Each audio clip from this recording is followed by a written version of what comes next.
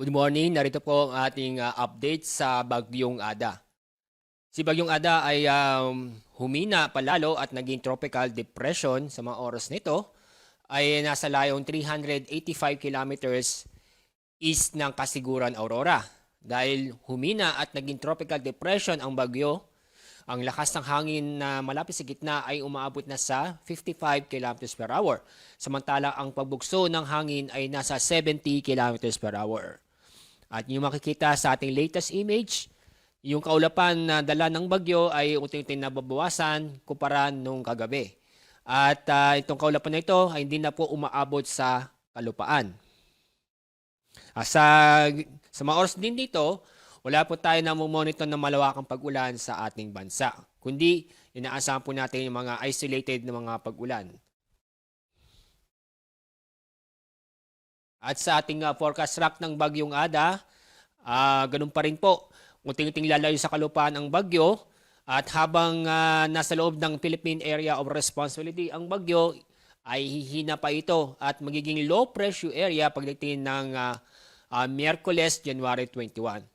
So hindi natin inaasahan na lalabas pa ito ng bansa ng PAR ang Bagyong Ada. Kundi sa loob ng PAR, magiging low pressure area ang Bagyong Ada.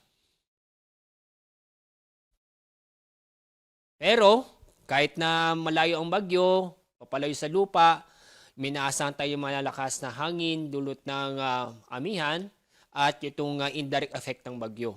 Ngayong araw may inaasahan tayong malalakas na hangin mostly sa Luzon.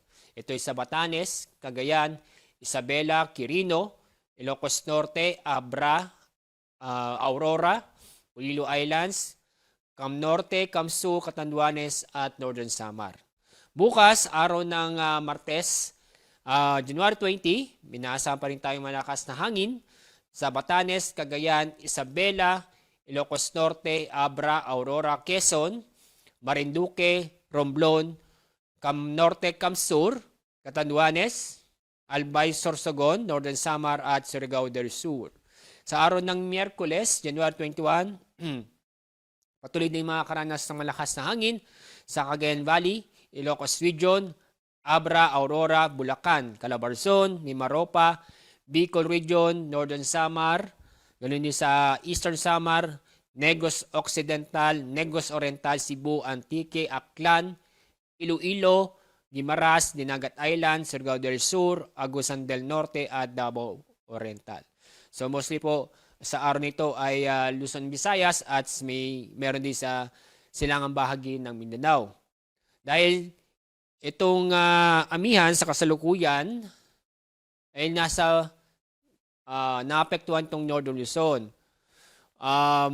Pagdating ng bukas, Martes, Miyerkules, Huwebes hanggang Biyernes, inaasahan itong paglakas ng amihan at maaaring itong amihan ay aabot hanggang Visayas. So kaya po minaasahan pa rin tayo malalakas na hangin ngayon hanggang Miyerkules, although itong bagyo ay inaasang hihina dahil sa paglakas ng amihan. Sa mga oras din to, wala tayong nakikitang bagong LPA o bagyo sa loob ng PAR bukod sa Kiada o sa labas ng ating Philippine Area of Responsibility. Within the next 2 to 3 days, wala tayong inaasahang mabubuong LPA o bagyo sa loob ng Philippine Area of Responsibility.